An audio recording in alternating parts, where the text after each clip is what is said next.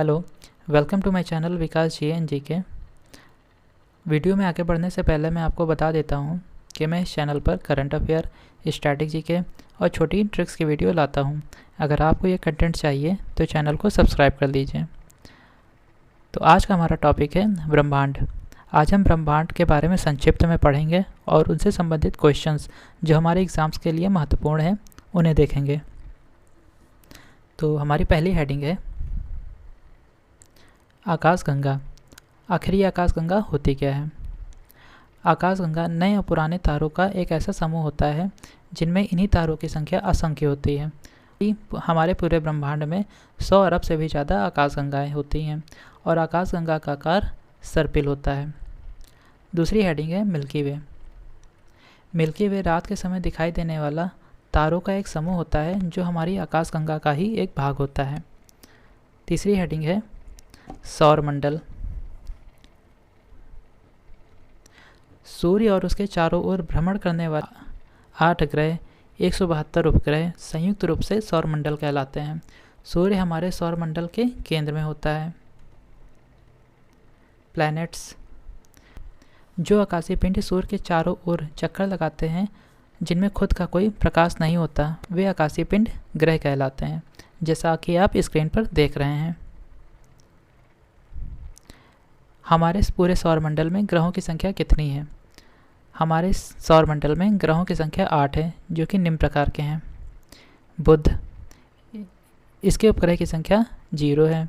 शुक्र, इसके उपग्रह की संख्या भी 0 होती है। पृथ्वी, हम लोग सभी जानते हैं कि इसके उपग्रह की संख्या केवल 1 है, जो कि है चंद्रमा। मंगल, इसके उपग्रह की संख्या 2 है। बृहस्पति, इसके उपग्रह की संख्या 79 है। शनि, इसके उपग्रह की संख्या 82 है। अरुण, इसके उपग्रह की संख्या 27 है। वरुण, इसके उपग्रह की संख्या 13 है। तो हमने यहाँ पे जान लिया कि शनि एक ऐसा ग्रह है जिसके उपग्रहों की संख्या सबसे ज़्यादा है और शनि के चारों ओर जो वलय होते हैं उनकी संख्या 10 होती है। ठीक है, तो आकार के आधार पर ग्रहों का अवरोही क्रम क्या होता है? अवरोही क्रम मतलब बड़े से छोटे की तरफ आकार के आधार पर। ठीक है, तो अगर हमें इसका क्रम याद रखना है तो हमें छोटी सी ट्रिक याद करनी होगी, जो कि है जेसन ईवीएम स्क्वायर। ईवीएम तो जानते हो ना, तो ईवीएम स्क्वायर कर दो और आगे जेसन याद रखो। तो जहाँ पर जे का मतलब है जुपिटर, एस का मतलब है सैटर्न, यू का मतलब है यूरेनस, एन का मतलब है नेपच्यून, ई का मतलब है अर्थ, वी का मतलब है वीनस, एम का मतलब है मार्स और दूसरे एम का मतलब हुआ बुध। ये बड़े से छोटे की तरफ रखा गया क्रम है। ठीक है, तो आगे बढ़ें। सूर्य से दूरी के आधार पर ग्रहों का क्रम क्या होता है? तो सूर्य से दूरी के आधार पर पहले के 4 ग्रह तो हम सभी जानते हैं कि बुध, शुक्र, पृथ्वी और मंगल होते हैं। हमें दिक्कत होती है बाद के ग्रहों में। बाद के ग्रह क्या होते हैं, इसको याद करने के लिए बस आपको याद रखना है जे सन। तो जे मतलब हुआ जुपिटर, बृहस्पति, एस मतलब हुआ सैटर्न, शनि, यू का मतलब हुआ यूरेनस, अरुण ग्रह, एन का मतलब होता है नेपच्यून, वरुण ग्रह। अगर आपको अरुण और वरुण में कन्फ्यूज़न होता है तो आप ऐसे याद कर सकते हो कि ए और वी में ए पहले आता है तो 7वें नंबर पे ए हो जाएगा और वी बाद में हो जाएगा, तो मतलब उसका वरुण ग्रह। ठीक है, आंतरिक और बाह्य ग्रह क्या होते हैं? आंतरिक और बाह्य ग्रह। आंतरिक ग्रह को याद करने के लिए हमें MMEV याद रखना होगा, जो कि होता है मरकरी, मार्स, अर्थ और वीनस। और बाह्य ग्रह आपको पता ही है, जेसन। ठीक है, तो Jupiter, Saturn, Uranus and Neptune. आंतरिक और बाह्य ग्रह वही, शुरुआत के 4 ग्रहों को आंतरिक ग्रह कहा जाता है और बाद के 4 ग्रहों को बाह्य ग्रह कहा जाता है। आपको आंतरिक ग्रह में ये ट्रिक याद करने की ज़रूरत नहीं है। ठीक है, अब हम देखेंगे ग्रहों पर आधारित कुछ महत्वपूर्ण प्रश्न। तो हमारा पहला क्वेश्चन है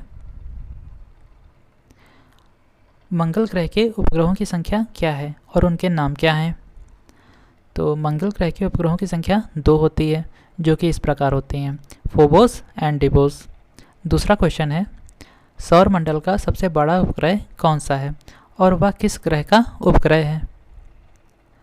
तो सौर मंडल का सबसे बड़ा उपग्रह गैनीमेड है, जो कि बृहस्पति का उपग्रह होता है। ठीक है। लेटा हुआ ग्रह किसे कहते हैं? लेटा हुआ ग्रह अरुण ग्रह को कहा जाता है। हमारा चौथा प्रश्न है, सबसे बड़ा क्षुद्र ग्रह कौन सा है? सबसे बड़ा क्षुद्र ग्रह सेरस होता है। अगला प्रश्न है, सूर्य द्वारा मंदाकिनी का एक चक्कर लगाने को क्या कहा जाता है? तो इसका उत्तर है, सूर्य द्वारा मंदाकिनी का एक चक्कर लगाने को ब्रह्मांड वर्ष कहा जाता है। अगला प्रश्न है, किस तत्व की अधिकता के कारण मंगल ग्रह का रंग लाल होता है? इसका उत्तर है फेरस ऑक्साइड, जिसका अणुसूत्र होता है FeO2। शुक्र ग्रह का सर्वोच्च बिंदु कौन सा है? तो मैक्सवेल बीटा पॉइंट शुक्र ग्रह का सर्वोच्च बिंदु है। हमारा अगला क्वेश्चन है, वे ग्रह कौन से हैं जो कि पूर्व से पश्चिम की ओर घूमते हैं? शुक्र और अरुण ग्रह वे ग्रह हैं जो पूर्व से पश्चिम की ओर घूमते हैं, और बाकी के जो भी ग्रह होते हैं वो पश्चिम से पूर्व की ओर घूमते हैं। ठीक। हमारा अगला क्वेश्चन है, सूर्य की बाहरी सतह को क्या कहा जाता है? तो सूर्य की बाहरी सतह को फोटोस्फीयर कहा जाता है, जिसका तापमान 6000 डिग्री सेल्सियस होता है। बहुत ज़्यादा होता है भाई। तो अगला क्वेश्चन है, सूर्य के केंद्रीय भाग को क्या कहा जाता है? तो सूर्य के केंद्रीय भाग को कोर कहा जाता है, जहाँ का तापमान 1,50,00,000 डिग्री सेल्सियस होता है।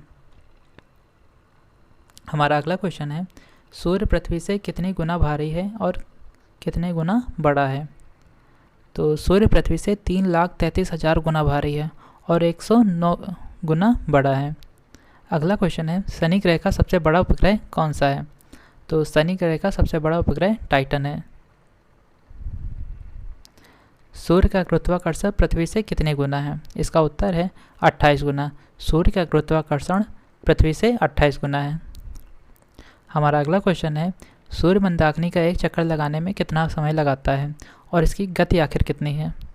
तो सूर्य मंदाकिनी के चारों ओर एक चक्कर लगाने में 25 करोड़ वर्ष का समय लेता है और इसकी गति 250 किलोमीटर पर सेकंड होती है।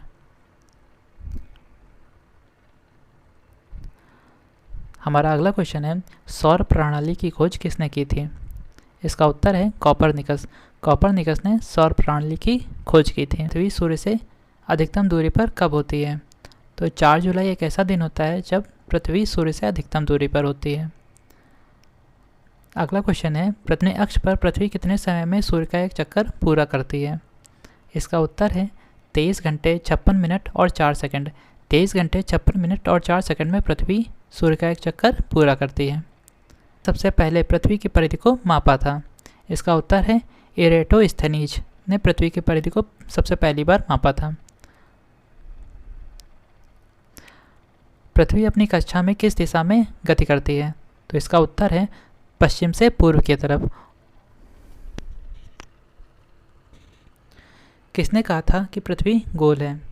तो अरिस्टोटल ने कहा था कि पृथ्वी गोल है। सौर मंडल का सबसे बड़ा ग्रह कौन सा है? इसका बृहस्पति एक ऐसा ग्रह है जो हमारे सौरमंडल का सबसे बड़ा ग्रह है।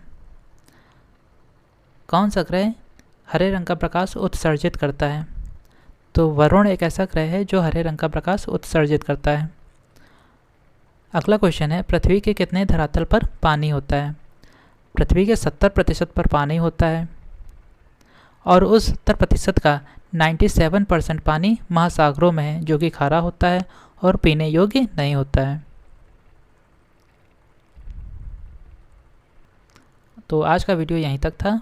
अगर आपको वीडियो अच्छा लगा हो तो वीडियो को लाइक कर दो, शेयर कर दो और चैनल को सब्सक्राइब कर दो। तो मिलेंगे अब नेक्स्ट वीडियो में, तब तक के लिए बाय।